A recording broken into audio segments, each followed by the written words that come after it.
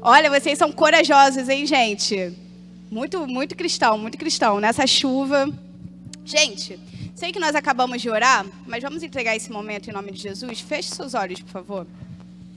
Pai querido e amado, nós queremos entregar a nossa vida em Tuas mãos. Senhor, nós vamos entrar no momento do culto mais importante, Pai, o momento que nós ouvimos a Tua voz. Senhor, nós te convidamos, fique à vontade entre nós, fale aos nossos corações e que cada palavra proferida nesse altar, Senhor, seja atinja os nossos corações como uma flecha assertiva, meu Pai.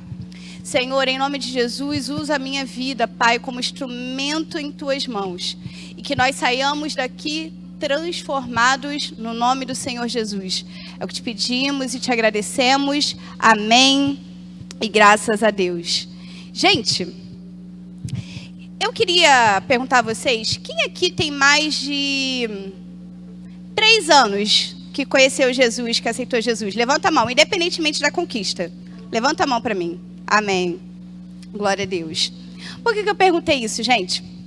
É muito importante que nesse contexto da grande revolução, a gente entenda a diferença entre o bebê espiritual, ou seja, aquele que se converteu, que está vivendo ainda o seu primeiro amor, e aquele que já anda com Jesus, né? As sandálias já estão um pouco mais desgastadas, já passou por alguns processos.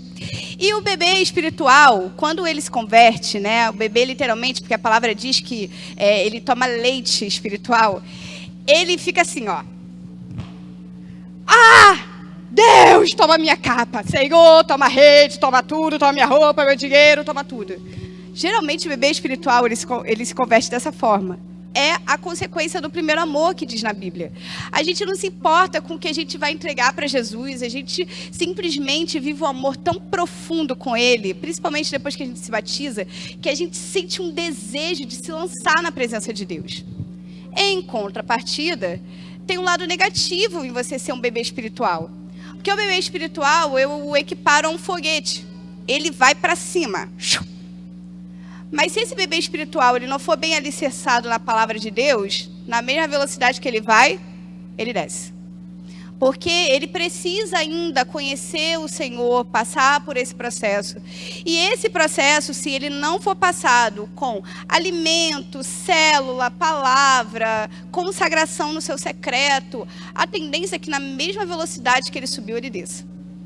Isso já não acontece muito com aquele que já é um maduro espiritual. Por isso que eu perguntei quantos de vocês já tinham mais de 3 anos. Porque eu acredito que nesse momento você já esteja mais sólido. Você já não é um bebê espiritual. Você já está se alimentando de alimento sólido. Então, provavelmente, você já passou aí um processo. Nós, quando a gente está muito tempo na presença de Deus, isso não é uma regra, tá, gente? Existem exceções. Mas, geralmente, a gente é mais como um avião. A gente vai, corre, sobe.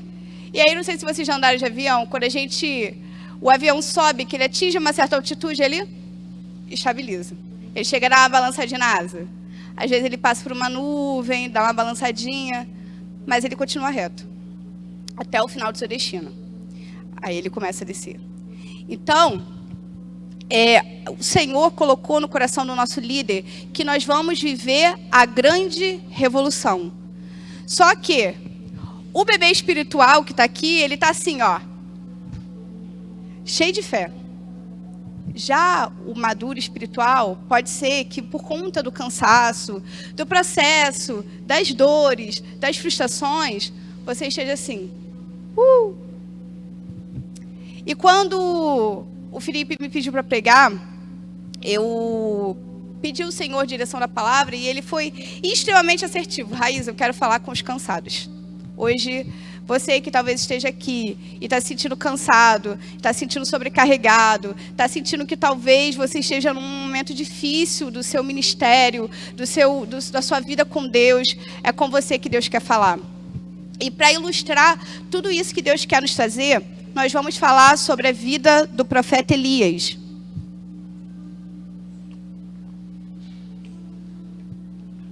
Esse tempo acaba comigo. Gente, quem foi Elias? Elias, que em hebraico se diz Eliarro, significa o Senhor é o meu Deus. Talvez essa tradução no nome dele não tenha muita relevância para você. Mas quando a gente conhece o contexto da história de Elias, a gente entende que o significado do seu nome tem muito a ver com o seu ministério. Na época que o Senhor levantou o profeta Elias, que foi um dos maiores profetas relatados na Bíblia, o povo de Israel havia sido dividido em Reino Sul e Reino Norte. E devido aos reis que foram sendo levantados, eles foram adorando a outros deuses, se esquecendo do Senhor, deixando de ser fiel a Deus e começou a adorar os outros deuses. E isso só piorou depois que o rei da época, que era Acabe, se casou com Jezabel. Acho que muitos conhecem a querida, né? E Jezabel era uma profetisa do profeta do deus Baal. E ela, automaticamente, como eles se casaram, ela perverteu o povo de Deus. A palavra diz que eles cometeram, se você ler no 1 Reis, capítulo 17, diz que ela propositalmente cometeu abominações para irritar o Senhor. Não é que ela tenha feito coisas que irritou o Senhor, ela fez de propósito. Tamanho era a perversão daquela mulher. E aí, nesse contexto de desgoverno, de perversão, o Senhor levanta o profeta Elias. A Bíblia não conta a história de Elias antes, a sua vida, a sua família, mas a história dele já começa de uma maneira impressionante. No capítulo 18 de 1 Reis, e aí eu não vou ler tudo, eu vou fazer um breve resumo aqui para vocês, já começa a história do cara de um jeito bizarro. Ele chega até Acabe e diz assim, olha, se eu sou um homem de Deus, se eu sou um profeta do Senhor, e se Deus está comigo, eu estou dizendo para você que não vai chover até que eu diga, não vai cair um orvalho do céu até que eu diga. E não vai chover mais. E é importante a gente entender, Jezabel adorava quem? Ao deus Baal. Baal era o deus das tempestades. Então, o profeta Elias justamente disse que não ia chover para confrontar quem era realmente Deus. E a palavra diz que o Senhor ouviu aquelas palavras e não choveu sobre aquele povo, sobre aquele lugar durante 3 anos. E aí, naquele momento que simplesmente o Senhor faz o que precisava ser feito, o Senhor esconde Elias. E eu quero que você preste muita atenção nessa parte. Aprove o Senhor esconder Elias. Houve um momento que o Senhor disse, olha, eu vou te encaminhar, você vai para outro lugar, porque obviamente ele havia lançado essa palavra e havia o quê? Seca, fome, por conta daquilo que ele havia proferido. Aquilo que ele havia, a briga dele com o rei Acabe. Então, obviamente, tentariam matá-lo. Então, o próprio Deus leva ele até um ribeiro e a palavra diz que ele foi alimentado por corvos. Ele tinha comida de manhã e pela noite.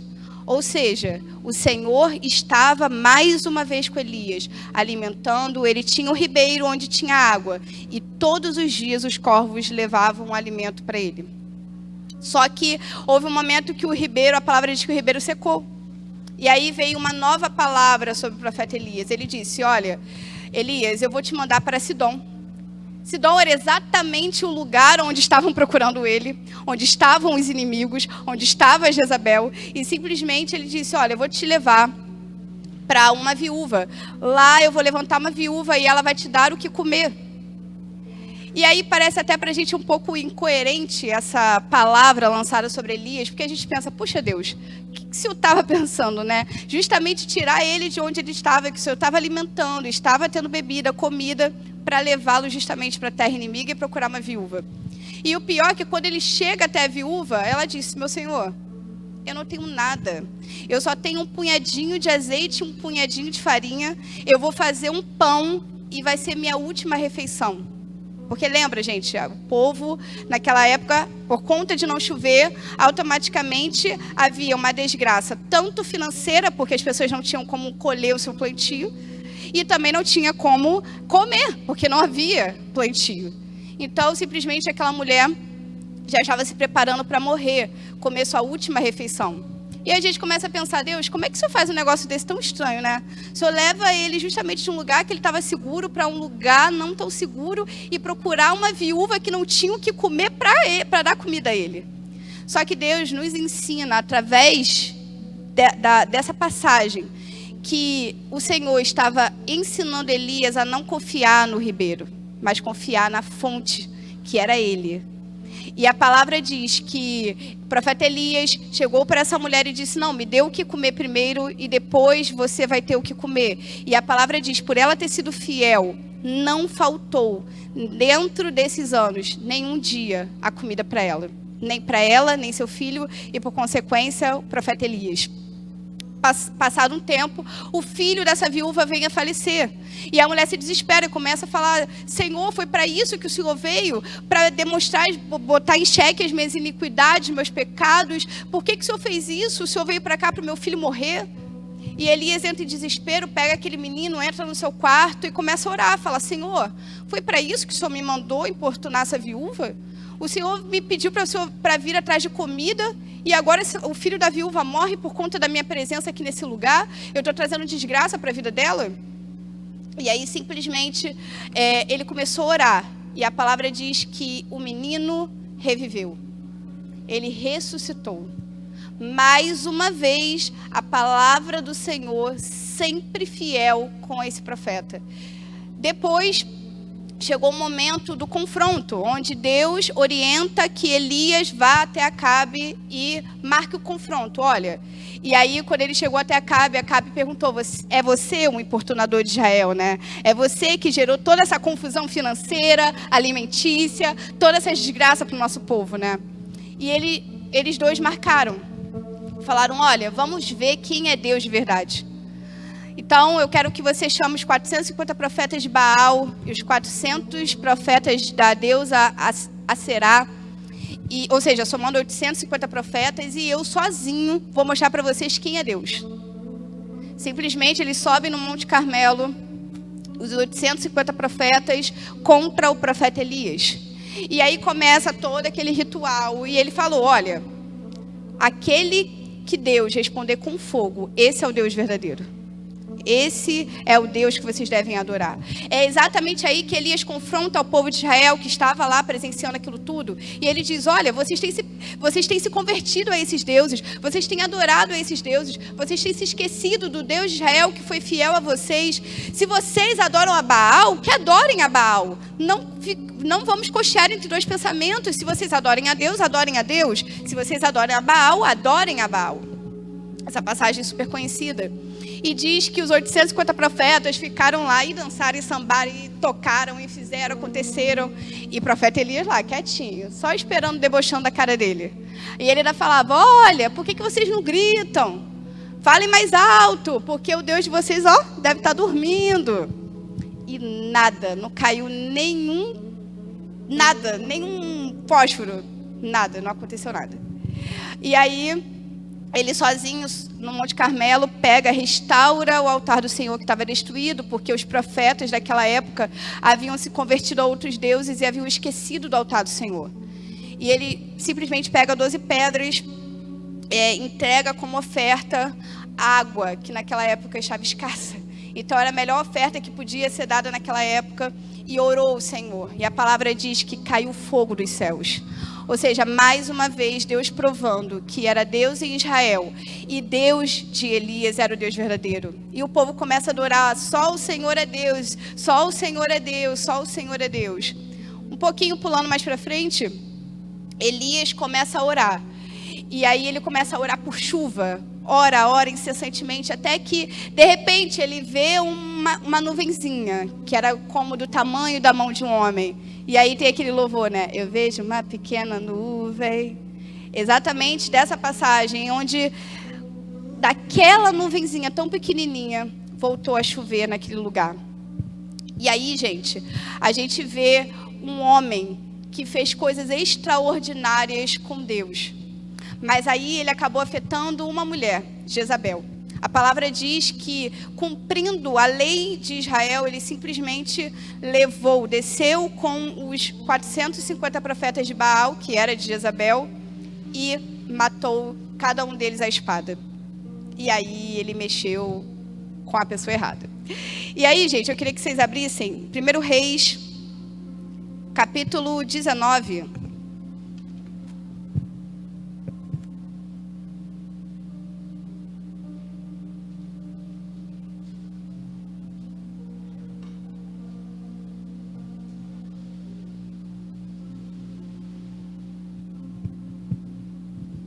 Quem achou, diga amém. Glória a Deus. Diz assim: Acabe contou a Jezabel tudo que Elias havia feito e como havia matado todos os profetas à espada. Então Jezabel mandou mensageiros a Elias para dizer-lhe: que os deuses me castiguem, se até a estas horas eu não tiver feito com a sua vida o mesmo que fez com a vida de cada um deles. Elias ficou com medo, repita comigo, medo. Amém. Levantou-se para salvar a vida e se foi e chegou a Berseba, que pertence a Judá. E ali deixou o seu servo. Ele, porém, foi para um deserto, caminhando o dia inteiro. Por fim, sentou-se debaixo de um zimbro, sentiu-se vontade de morrer e orou: baixa, Senhor, tira a minha vida, porque eu não sou melhor do que os meus pais. Deitou-se, dormiu debaixo de um zimbro, e eis que um anjo tocou nele e lhe disse: levanta-se e coma. Elias olhou e viu, perto da sua cabeça tinha um pão assado sobre pedras em brasas e um jarro de água. Comeu, bebeu e tornou a dormir. O anjo do Senhor voltou, tocou nele e disse: levante-se e coma, porque a viagem será longa. Eis que Elias se levantou, comeu e bebeu, e com a força daquela comida caminhou 40 dias e 40 noites até Horebe, o monte de Deus. E entrou numa caverna, onde passou a noite. E eis que a palavra do Senhor veio a ele e lhe disse: o que você está fazendo aqui, Elias? Ele respondeu: tenho sido muito zeloso pelo Senhor, Deus dos exércitos, porque o filho de Israel deixaram a tua aliança, derrubaram os teus altares, mataram os teus profetas à espada, só fiquei eu, e eles estão querendo tirar minha vida. Então lhe foi dito: sai daqui, fique diante do Senhor no monte. Eis que o Senhor estava passando, e um forte vento fendia os montes e quebrava as rochas diante do Senhor, mas ele não estava no vento. Depois do vento houve um terremoto, mas o Senhor não estava no terremoto. Depois do terremoto veio um fogo, mas o Senhor não estava no fogo. Depois do fogo veio um som de um suave sussurro. Quando Elias ouviu, cobriu o seu rosto com um manto e, saindo, pôs-se à entrada da caverna. Eis que veio uma voz que lhe disse: o que está fazendo aqui, Elias? E ele novamente respondeu: tenho sido muito zeloso pelo Senhor, Deus dos exércitos, porque os filhos de Israel deixaram a tua aliança, derrubaram os teus altares e mataram os teus profetas à espada. Só ficou eu, e eles estão querendo tirar minha vida. Então o Senhor disse a Elias: vá e volte ao caminho de Damasco. Chegando lá, um Jazel como rei da Síria, um Jeú, filho de Ninsi, como rei de Israel, e Eliseu, filho de Zafete, de Abel-Meolá, como profeta em seu lugar. Quem escapar a espada de Azael, Jeú o matará. Quem escapar a espada de Jeú, Eliseu matará. Também conservei em Israel 7.000, todos os joelhos que não se dobraram a Baal, e nem toda a boca beijou. Amém? Gente, em Tiago 5,17 diz assim: que Elias era um homem sujeito às mesmas emoções que nós. Por que eu fiz questão de contar para você toda a história, fazer um resumo de toda a história da vida de Elias?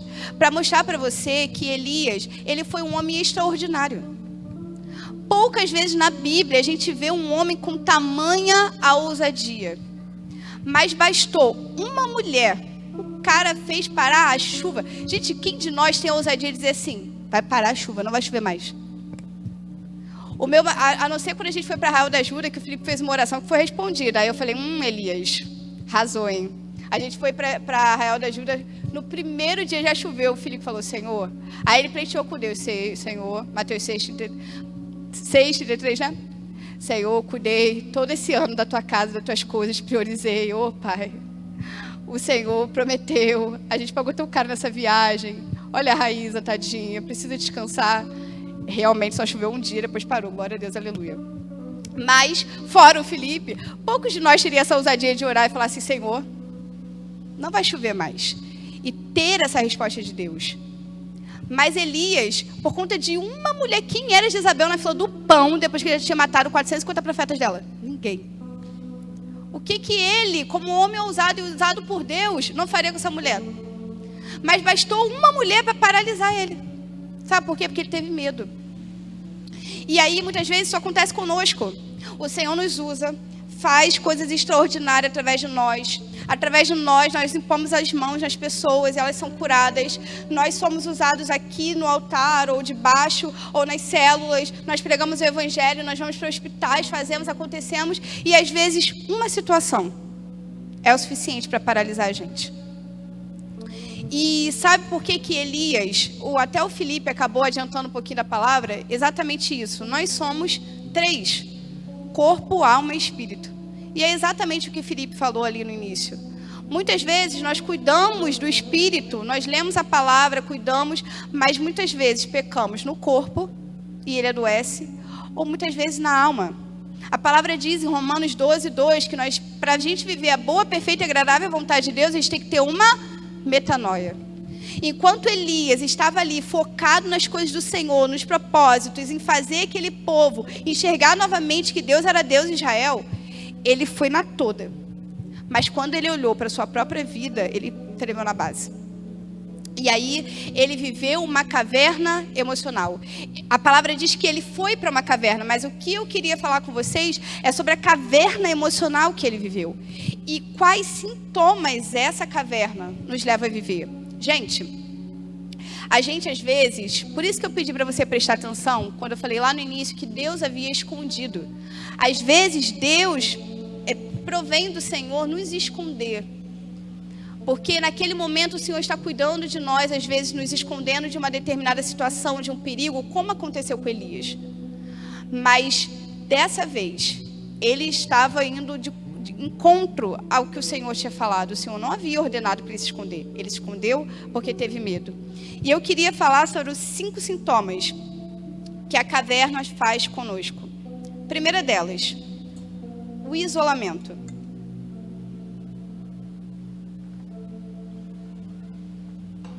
Se você está aqui nessa noite e você sente o desejo pelo cansaço do caminhar, de se isolar, fuja. Não fuja de Jezabel, não. Fuja do isolamento. Porque se ele tivesse enfrentado Jezabel, não ia ser tão pior do que as consequências do isolamento. Às vezes a gente acha que no isolamento, na nossa caverna, a gente vai ser cuidado, a gente vai ser tratado, o Senhor vai cuidar de mim, o Senhor vai cuidar do meu coraçãozinho, e não. Olha o que a palavra diz, lá em Provérbios 18:1, diz assim: busca satisfazer o seu próprio desejo aquele que se isola.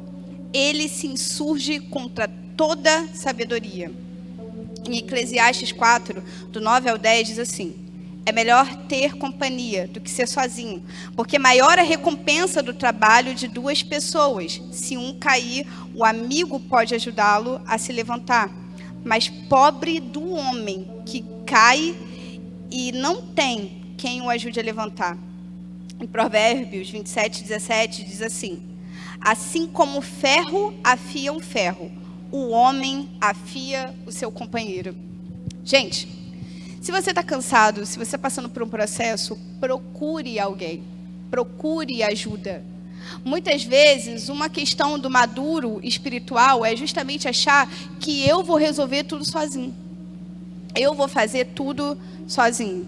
Então, não é de Deus. Isolamento não é de Deus. Existe propósito no isolamento? Muitas vezes sim. Jesus, ele tinha a tendência de muitas vezes ir para o deserto, se isolar dos seus discípulos para ir para o deserto para orar. Então, o isolamento tem que ter propósito. E esse propósito, ele vem com direcionamento de Deus. Mas o isolamento que eu quero trazer para vocês aqui é justamente o isolamento que a gente deseja quando a gente entra numa caverna emocional. E se você estiver sozinho, quem vai te ajudar? Quem ia ajudar Elias se não fosse o Senhor?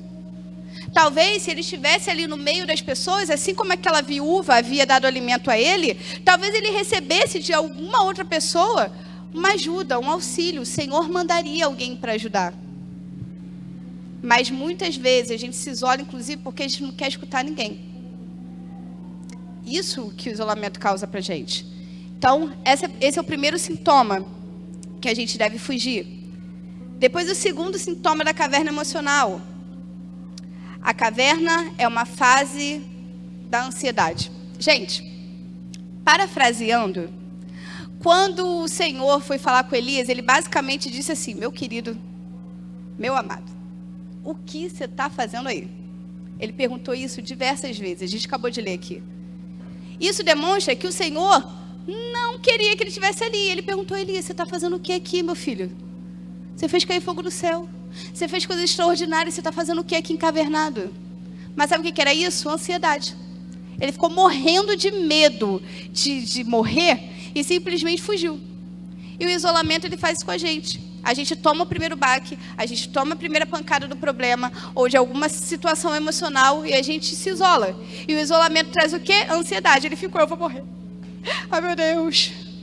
A gente acha que o isolamento, ele vai cuidar da gente, ele só piora. Veio o isolamento, do isolamento, crise de ansiedade. É ou não é? Muitas vezes a gente, dentro da igreja, estamos vivendo crise de ansiedade. Por quê? Estamos encavernados. Encavernados só vai piorar. Muitas vezes a gente se comporta como crianças espirituais, como aquele que acabou de se converter. Ele nem sabia qual era o resultado, ele nem sabia se o Senhor ia deixar ele morrer. Mas ele ficou: oh, meu Deus, Senhor, por que só eu? Por que eu estou de castigo? E começou a questionar o Senhor: Pai, eu fui fiel a Ti, Senhor. Só sobrou eu. Muitas vezes a gente faz isso. Quando eu era criança, eu sempre fui muito honesta, né? Eu sempre fui muito arteira. Mas eu sempre fui muito honesta. Se eu fazia besteira, eu falava. E muitas vezes o que acontecia? Eu ia, fazia besteira e simplesmente eu mesma, eu poupava o trabalho da minha mãe de me colocar de castigo. Às vezes ela nem ligava. A maioria das vezes ela botava de castigo mesmo. E tratava aqui, ó, na vara. Mas às vezes não. Sabe quem era assim também? A minha falecida filha, de 4 patas. Gente, até o cachorro é assim. Ela fazia besteira, a gente às vezes deixava a porta do banheiro aberto, ela derrubava o lixo e comia o lixo. Eu falava: filha, a mamãe te cria com tanto esmero. Como é que você come lixo? Não foi para isso que eu te criei. E aí, simplesmente, gente, ela se colocava de castigo sozinha, não era, amor? Simplesmente tinha um cantinho assim, que ela tinha como castigo dela. Quando a gente queria botar ela de castigo, a gente falava: vai pra lá. E aí, sozinha. Quando chegava, que ela não vinha, a gente já sabia que ela tinha feito besteira. E aí, simplesmente, ela sozinha. Quando a gente precisava brigar, a gente só olhava. Aí ela ia. E ficava lá no cantinho dela, assim, ó, fazendo drama. E muitas vezes a gente faz isso. Acontecem as coisas com a gente e a gente começa, por antecipação, a sofrer. Ai, meu Deus, eu vou para a caverna, eu tenho que me esconder. Eu vou para o meu castigo, eu tenho que me esconder. E sabe o que é pior? Muitas vezes a gente ainda coloca um GPS gospel na nossa caverna.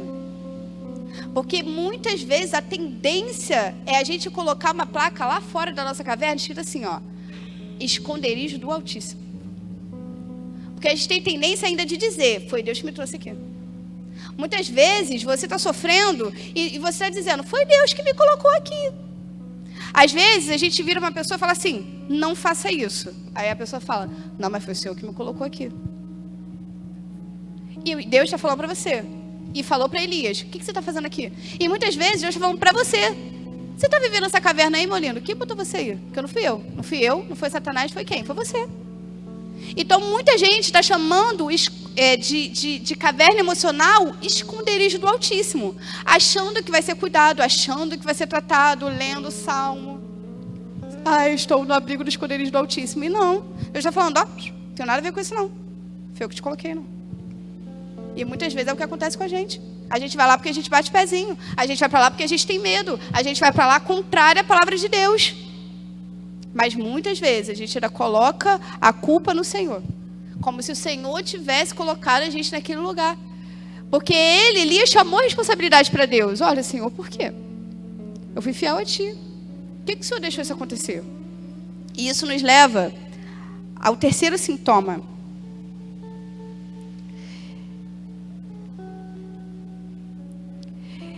A caverna, ela nos coloca em duas posições: de vítima e da comparação. Quando Elias começou a conversar com o Senhor, ele disse: Senhor, sobrou ninguém. Os teus profetas abandonaram a tua palavra, abandonaram o teu altar, destruíram teus altares. Simplesmente não sobrou ninguém, sobrou só eu. Ó, alecrim dourado lindo, quarto da Trindade. Só sobrou ele. Ele foi um grande homem de Deus, ele foi usado por Deus. Mas eu gostei, no fundo, que Deus, ele deu uma pequena lapadinha nele e falou assim: ô meu lindo, deixa eu falar uma coisa pra você. Queria assim, destacar um negocinho aqui pra você. Sobrou 7.000 que não se curvaram a Baal nem beijou a sua boca. Muitas vezes ele se coloca nessa posição. A gente fica como vítima: oh Deus, eu fiz tanto por ti, meu Pai, aleluia. Só sobrou eu. Só eu fiz a tua obra, só eu fui fiel a ti. Só eu fiz o trabalho todo, fiz parar de chover, fiz cair fogo do céu. Oh meu Deus, carreguei as pedras pesadas. E Deus lembrou ele: não, bebê, sobrou só você não, sobrou 7.000. Mas sabe por que ele não sabia que sobrou 7.000? Porque ele vivia isolado. Se ele vivesse ali conjuntamente, ele ia saber que tinha sobrado 7.000. Mas muitas vezes a gente olha para as nossas dores emocionais e a gente acha que, ó, não tem mais ninguém. Somos o alecrim dourado do universo do deserto, a Coca-Cola gelada do deserto. A caverna não deixa a gente ter uma visão clara das coisas. A gente precisa ter visão clara, ser maduro, sabe? E muitas vezes a caverna nos deixa no escuro. A gente não consegue ter visão do que está acontecendo. E a gente se coloca numa posição de vítimas. E outra coisa que a caverna fez com Elias: a comparação. Olha o que Elias diz para o Senhor: Pai, eu não fui melhor do que os meus antepassados. Aí eu te desafio a ler na palavra qual foi o momento que Deus disse para ele: tu, Elias, será melhor do que os teus pais. Não tem. Gente, entenda, a crise ministerial de Elias não foi falta de unção, não foi tipo assim: eu precisei de resposta e o Senhor não me respondeu, porque o Senhor respondeu ele em todas as coisas que ele fez. Gente, a palavra diz que houve um momento que ele e Acabe foi, pegou sua carroça, com seu cavalo, e foi até Jezabel avisar do tal confronto. A palavra diz que o Senhor, com suas mãos, cingiu o lombo de Elias. E ele andou mais rápido. Gente, o homem, uma hora estava aqui, ele transfigurava, do nada ele estava lá, em outro lugar. O Senhor deu demonstrações que estava com ele, que ele era o bambambam dos profetas. Mas o que ele fez? Eu não sou melhor do que meus pais. E às vezes, a gente peca, cara, porque a gente tenta viver uma vida que não é nossa. Lá em Provérbios, diz assim, ó. Provérbios 13:12 diz que a esperança adiada, ela entristece o coração. E é muitas vezes o que acontece com a gente. Elias foi usado, Elias foi obediente, Elias foi extraordinário, mas pecou na comparação. Eu não sou melhor do que os meus antepassados. Mas Deus não chamou ele para ser os antepassados. Deus chamou ele para ser Elias. A minha primeira pregação, a primeira vez que eu preguei um tema chamado o desastre de você não ser você. Porque é o pior pecado que a gente pode cometer. O Senhor nos chamou para ser azul e a gente quer ser amarelo. Porque a gente cismou que o amarelo é mais bonito. Mas o Senhor está falando: olha, eu te chamei para ser azul. Seja azul, você vai ser o melhor azul que tem. Amarelo já tem um monte. E a gente fala: não, mas eu quero ser azul. O Senhor fala: eu quero isso aqui para você. E você fala: não, eu quero isso. E aí a esperança adiada, ela vai entristecendo o nosso coração. Porque às vezes a gente coloca uma coisa no nosso coração, uma expectativa irreal. Tem uma música que fala expectativas irreais. É isso. Porque a gente colocou uma coisa que Deus não falou conosco. Deus não chamou Elias para ser comparado aos seus pais. Elias foi um dos maiores profetas do Senhor. E mesmo assim ele caiu no erro de se comparar. Não faça isso. Mas é isso que a caverna emocional faz conosco. Amém? Amém? Ah, glória a Deus. Por último, gente, a caverna nos leva a desistir. quando ele se encontrou debaixo daquele zimbro, a palavra diz no início que ele fugiu, por quê? Para fugir de Jezabel. Ele não queria deixar Jezabel matar ele. Então ele fugiu. Só que dentro da caverna emocional dele, o que ele teve desejo? De morrer. É isso que a caverna faz com a gente. Por isso que a caverna não é o nosso lugar de estadia, não é o lugar onde a gente deve se abrigar, não é o lugar onde deve ser o nosso socorro, porque a caverna, ela vai piorando. Ela traz o isolamento, do isolamento a ansiedade, da ansiedade a comparação, da comparação o vitimismo. A gente começa a não enxergar as coisas de maneira clara e, por último, até que a gente sente o desejo de morrer. Quantos de nós já sentimos o desejo de morrer? Quantos de nós já sentimos o desejo de pedir, Senhor, tira a minha vida, eu prefiro morrer do que viver o que eu estou passando. Mas a palavra não diz que o Senhor não se agrada dos que desistem. Em Hebreus 10:38 diz assim: mas o justo viverá pela fé. Contudo, se retroceder, a minha alma não se agradará dele. Quando a gente desiste, quando a gente retrocede, quando a gente volta atrás, gente, a gente entristece o coração do Senhor. O nosso líder está dizendo, nós vamos viver a grande revolução. E isso não veio do coração do homem. Isso veio do coração de Deus. Deus está falando com você, igreja, dizendo, vocês vão viver a revolução. Eu vou trazer algo extraordinário para vocês. Aleluia! E vocês só vão viver isso se vocês saírem de dentro da caverna. Perceba que Deus, algo muito interessante, é que se você está na sua caverna, Raíza, Deus me abandonou? Não, não te abandonou. Porque na caverna de Elias, o Senhor mandou um anjo, deu-lhe de comer, deu-lhe de beber. Ele andou mais 40 dias, deixou Elias dormir, descansar a sua alma, descansar o seu corpo. Mas Deus não se curvou à sua crise. E Deus não se curva à nossa crise. A nossa crise não curva ao Senhor. O Senhor não se rende a ela. Simplesmente, Deus vira para ele e fala assim, você quer desistir? Então levanta, que eu já tenho muito para fazer. Unja fulano de tal para ser rei não sei aonde. Unja fulano de tal, unja Eliseu em seu lugar. Sabe por quê? A obra não para. Uma das maiores dores, eu já tive a oportunidade de conversar com algumas pessoas que pararam no meio do caminho. E certa vez eu conversando com uma pessoa muito chegada, desde que nasceu na igreja. E ela falou uma coisa muito forte para mim. Ela falou, a minha maior tristeza é ver que as coisas andaram, continuaram. E eu fiquei. Eu falei para ela, pois é, porque a obra não para. Essa é uma das maiores dores, por exemplo, quando você está vivendo com alguém doente na sua casa, ou quando você é mãe, por exemplo, que às vezes você precisa dar uma parada na sua vida. A vida não para, as pessoas não param, as coisas continuam acontecendo, sabe? Eu vivi um luto essa semana, por exemplo, mas a vida não parou. Minha chefe me ligou, queria, vamos lá, tenho números, tenho planilhas, tem que fazer, não tem o que fazer. Nossa vida não pode parar porque a gente tem as nossas dores. E muitas vezes esse é o maior desgaste da nossa vida. É ver que muitas vezes a gente parou, a gente está dolorido, a gente está com dor. E as coisas prosseguiram, e as coisas continuam. Então, o que Deus está falando para você nessa noite, amado? Que Deus quer fazer uma grande revolução na tua vida. Mas você só vai conseguir viver isso quando você sair da caverna. Porque Deus não falou com Elias enquanto ele não saiu da caverna. Quando ele estava no zimbro, ele falou, olha, o que você está fazendo aí? Depois perguntou de novo, quando ele estava dentro da caverna, o que você está fazendo aí, Elias? Te coloquei aí. E aí ele disse, saia da caverna que eu vou falar com você.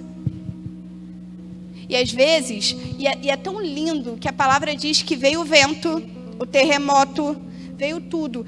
E a tendência de Elias era achar que Deus estava naquelas coisas extraordinárias. Porque tudo que Deus já tinha feito, caiu fogo do céu e tudo mais, talvez ele esperasse, não, Deus vai falar comigo, vai cair fogo do céu de novo, ou vai cair uma forte chuva. Mas a palavra diz que, como uma brisa suave, Deus não estava no terremoto, não estava no vento, não estava em nada disso. Ele estava numa brisa suave. E Elias reconheceu que era o Senhor. A palavra diz que ele escondeu o seu rosto e foi falar com o Senhor. O Senhor só falou com ele quando ele saiu, quando ele obedeceu. Muitas vezes Deus só vai falar com a gente quando a gente obedecer. Muitas vezes a gente está dentro da nossa caverna esperando Deus sair do trono de glória dele, descer, fazer uma coisa, um pirotécnico para você e te tirar daí de dentro. E Deus está usando a minha vida para dizer assim: sai da caverna, que aí eu falo com você. Muitas vezes a gente está se colocando: ai Senhor, o Senhor demora, o Senhor não vem. E Deus está falando: sai da caverna. O que você está fazendo aí, fulano? O que você está fazendo aí, Júlia? O que você está fazendo aí? O que você está fazendo aí? Eu te coloquei. Muitas vezes a gente se coloca lá porque a gente quer. Então, cara, em nome de Jesus, Senhor, quando eu comecei a preparar essa palavra, Deus falou claramente comigo: eu quero fazer algo extraordinário na igreja. Vou repetir: eu quero fazer algo extraordinário na tua vida, irmão. Aleluia! Glória a Deus. Só que você vai precisar também fazer o seu papel. Você precisa sair desse lugar que você está. Você precisa sair, porque aonde você está não é o lugar que o Senhor escolheu para você. Então, muitas vezes, a gente fica esperando que Deus vai fazer, e Ele nunca faz. E é como a palavra diz: a esperança adiada entristece o coração, porque a gente fica esperando um passo do Senhor, quando Deus está esperando você voltar e vir para fora. E para a gente terminar, queria ler com vocês, abra comigo, que está escrito em João, Evangelho de João, capítulo 16, versículo 33.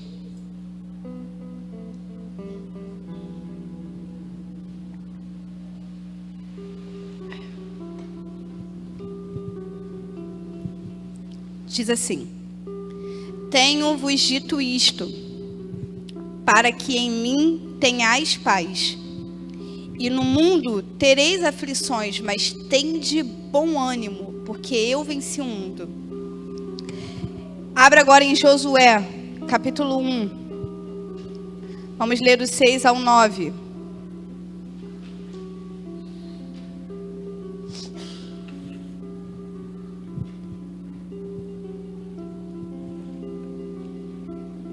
O Senhor está dizendo isso para você nessa noite, assim como disse a Josué na época. Esforça-te e tem bom ânimo, porque tu farás este povo herdar a terra que eu jurei aos seus pais que lhe daria. Tão somente esforça-te e tem muito bom ânimo, para teres cuidado de que fazer conforme toda a lei que o meu servo Moisés te ordenou. Dela não te desvieis, nem para a direita e nem para a esquerda, para que prudentemente te conduza por onde quer que andares.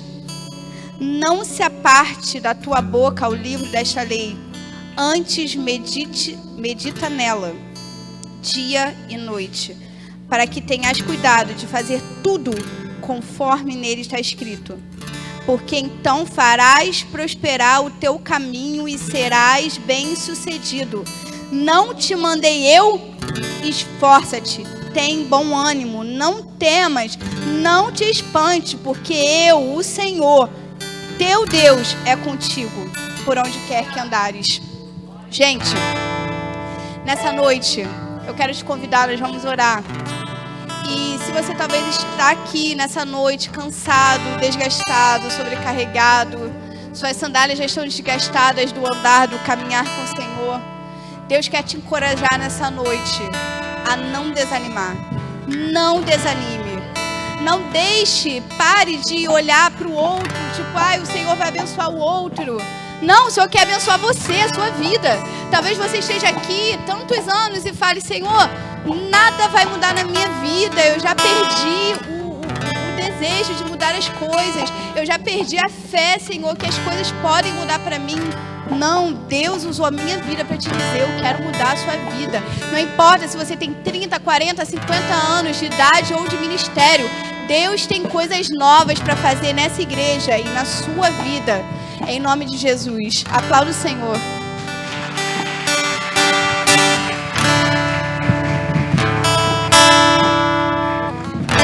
Fique de pé, irmão.